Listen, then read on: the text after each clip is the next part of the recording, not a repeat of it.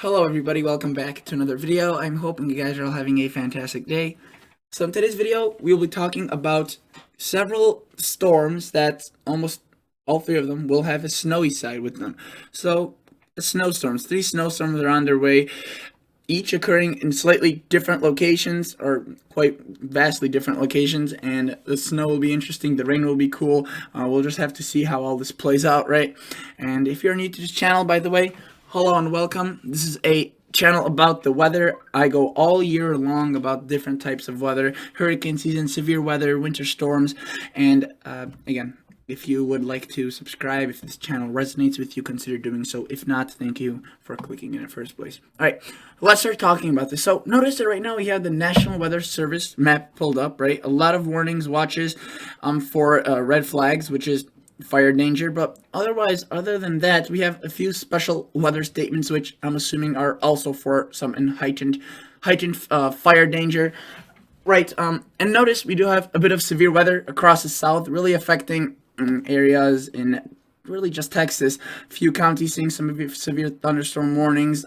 These could definitely pack a punch. Thankfully, they're not really widespread. Notice we do have winter weather advisories. Now, that doesn't really look like a snowstorm of any kind, or at least a significant one, but a lot of it is occurring into southern Canada, which is cut off, as this is just a map for the United States, as this government agency, National Weather Service, just forecast for the U.S. And if we were to take a look at North Dakota, we would see that there is some snow. While, again, this isn't really remarkable snow for this time of the year, it's definitely a bit on the more heavier side. I don't, they've seen massive systems in April, sometimes even May. So I would say it's just a light system, but the good thing is a lot of these areas haven't seen any snow this year. Literally, there's a pocket in northwestern North Dakota that's seen 3 inches this whole season. So, this is definitely good snow. They need it for the growing season. It'll quickly melt and turn into rain that will feed the seeds that will be planted soon enough. Notice a bit further to the east across North Dakota, bordering into Minnesota, we see some higher amounts of 4 to 5, maybe even some 6-inch amounts. Notice, not bad, and this pushes down as far south as Lisbon, right? Lisbon, which is into southern North Dakota, potentially Park Rapids, Fosston, right? Detroit Lakes, and potentially maybe some snow showers, maybe as far south as Minneapolis. Okay, so that's what we have going on. However, notice right here, we have a singular winter storm watch for a few counties. There could be a decent amount of snow falling from a system here. And notice that what they have here is amounts of snow that aren't as impressive as, if you recall, Laramie from, I think, early March. They had a snowstorm that dropped 40 inches of snow there almost. So, not significant, but definitely for April, something we'll have to keep an eye on for. And I will be going over this, you can see Tuesday through Thursday morning. A long duration snow event, which could not only be in the mountains, but also the plains, right, into Nebraska, Kansas. And if you're wondering, that's the second system. The third system, which will be occurring at around that similar time, so Tuesday into Thursday, so, not that far out, is across the Northeast. Now, let's go a bit further inland, as this really won't be a coastal thing. However, notice as we look into, say, Albany, this is the forecast office of Albany and area surrounding. Let's click on the weather story. I don't know if they're discussing that. Maybe not. Okay. Well, the thing is, there's a potential for snow. Maybe the New York City weather office talks about it. Yep, notice that right here. Rain continues today, Monday to Tuesday. Obviously, some pretty good amounts of rain for the areas where it's going to be raining. No thunderstorms are really expected Monday or even really into Tuesday. It won't be a convective system. But further up into the mountains and just further inland towards Canada, there could be some snowfall. Okay, so let's take a quick look at the radar. So I want to show you all these systems kind of combining. Notice we do have some thunderstorms across Arkansas, Oklahoma, Kansas, Missouri, kind of just the border of those states.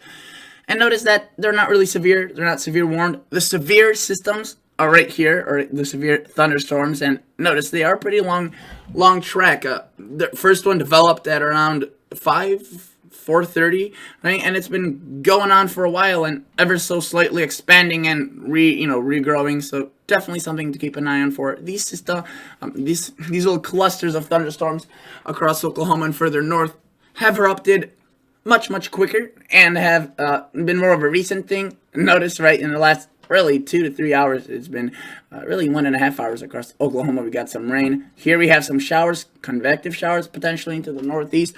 Again, something that we'll have to watch for as we could see that potential nor'easter, or sorry, just a little bit of snow inland. I wouldn't call it nor'easter.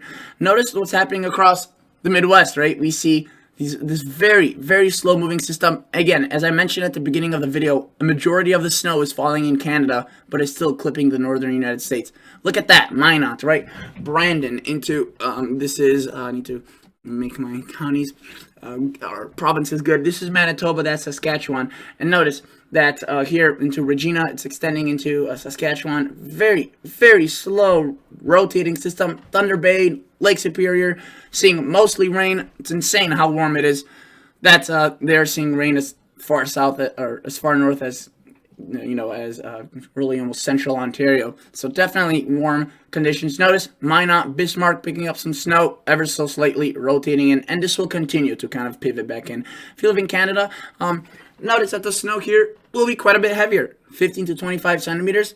Definitely not a small event, but it's not, anything historic. Let's take a look at the GFS weather model. What's to come? Notice this is as of 1 a.m. or this is 7 p.m. So when I'm recording this video, this is 1 a.m.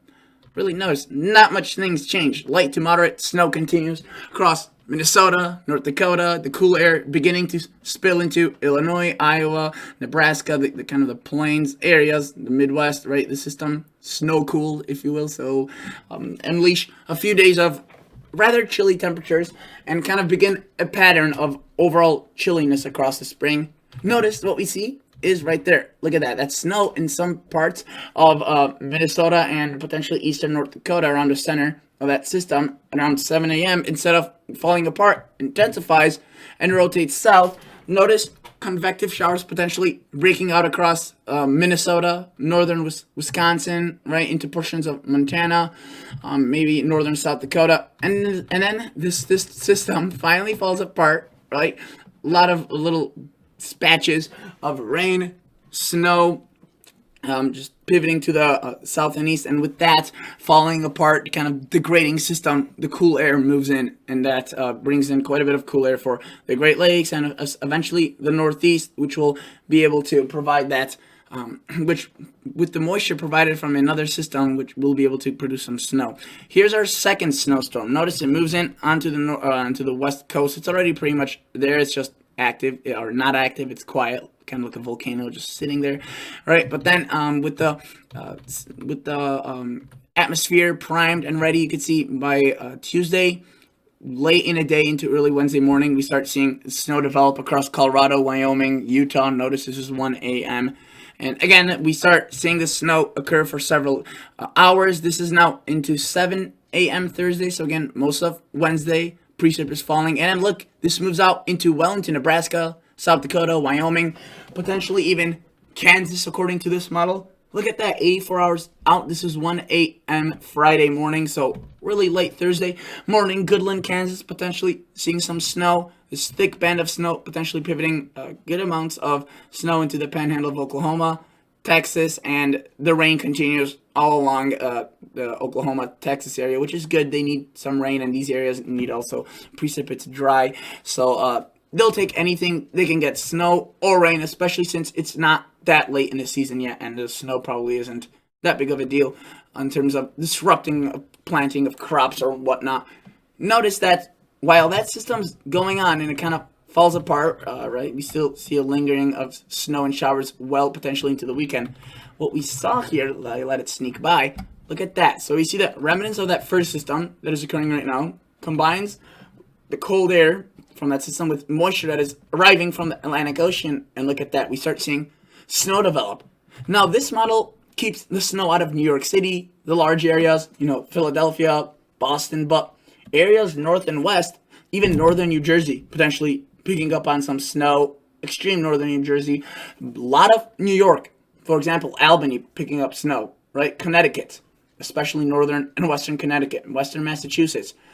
And this thing spins for a while. Eventually, with the lighter precipitation rates, the atmosphere loses nucleation. It's not as snow cooled, right? So we begin to transition over to some drizzle, and we see this system, which again Could also have some pretty strong winds at the core of it, so that's definitely something to watch for, and it could impact areas not only seeing the snow, but areas with the rain. So it'll make a dreary Friday day for the Northeast.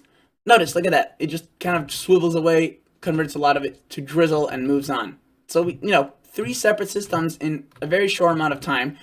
And what we're left with is a cooler pattern. We see a lot of the blues, right? Those blue lines extending pretty far to the south. That's indicating a 32-degree line extending all the way into Missouri, Kansas. In reality, it's probably further to the north, as this is, I think, at several thousand feet up in the atmosphere. So if you were to take a look at the actual temperature shaded, you could see it's rather warm, but during the night it does get chilly, especially where that snow could fall. So let's take a look at the total snowfall with this system.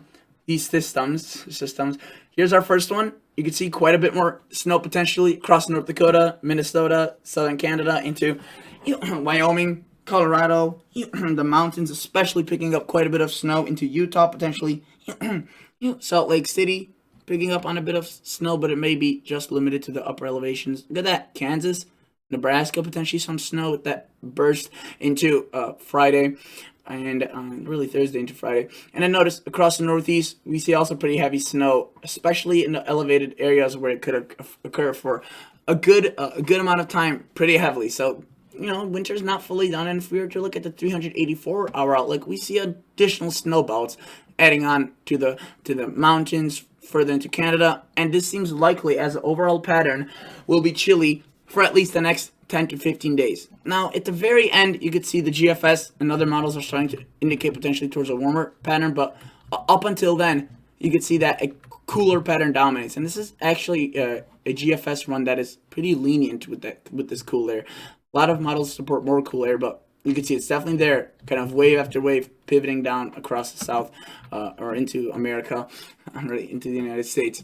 And definitely something we'll have to watch for. The Canadian is way more aggressive with the cold air. I'll show you what it shows in terms of snowfall in just a bit. It's just a different model, a different view, right? Notice, right? Cold air. This is now Thursday of this week. Friday, really many locations are below average. A few areas may be a bit above average, especially when you get that sunshine and we start seeing some heating. But especially during the nights, it will definitely feel chilly. Notice this stretches all the way down to the coast. Maybe the Northwest is just spared.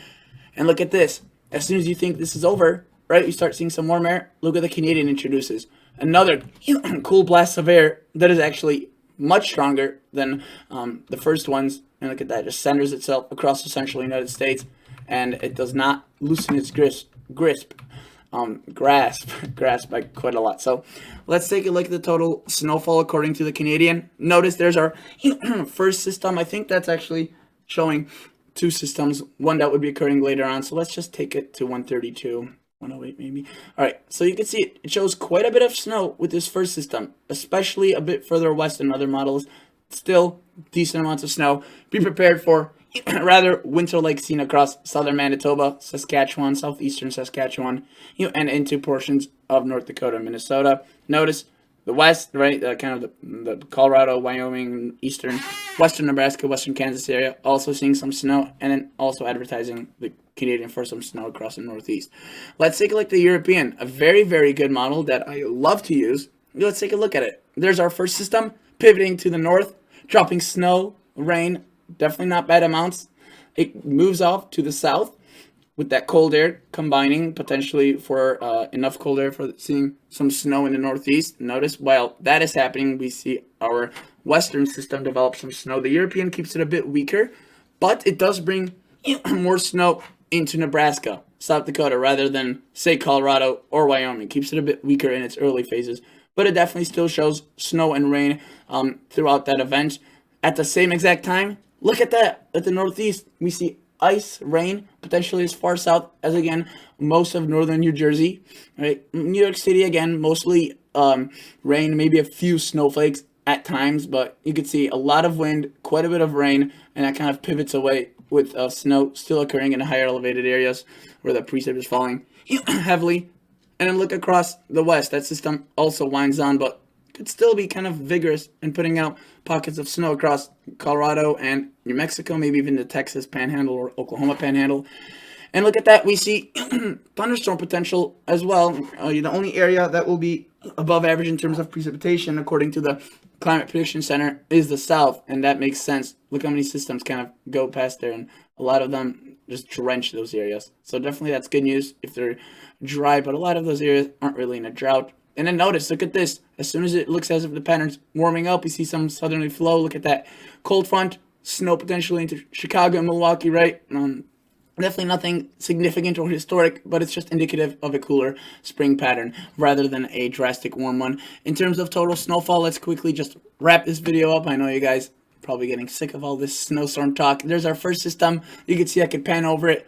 Again, the European advertising for up to double-digit snowfall amounts additional to what's already on the ground across the northern plains into North Dakota, Minnesota, and into Canada, where especially across some of these large lakes, we could be seeing up to a foot and a half. There's our second and third system. Notice, not bad amounts into Nebraska, for example, the panhandle of Nebraska, South Dakota, and Colorado. And then look at that, the Northeast, a few pockets, again, maybe double digits. This model's going pretty aggressive. I wouldn't be too surprised across certain peaks, high altitude mountains, which there aren't really many super tall mountains, but there are elevated areas in New York that, potentially could see up to 12 inches. I would not be surprised. Even some low-lying areas. Look at that, right outside the suburbs of Boston, some pretty good amounts of snow as well. And then in the longer range, you could see potentially a little bit more snow further to the south. Generally a cool and snowy pattern, and that's good news for Montana, Wyoming, as they are a bit short on snow, especially the eastern sections of those states. So they definitely couldn't want to pick up that snow even if it's late in the season. Here's the average temperature anomalies, right, from average. So definitely warmer across southwestern Canada and into southeastern Canada, but the U.S. gets a lot of the chill. And in the long range, the European advertises for a potentially very powerful chill air mass, and again, keeps a cooler pattern in place. All right, guys, thank you so much for watching. I'll catch you all guys on the next episode. See ya. Bye.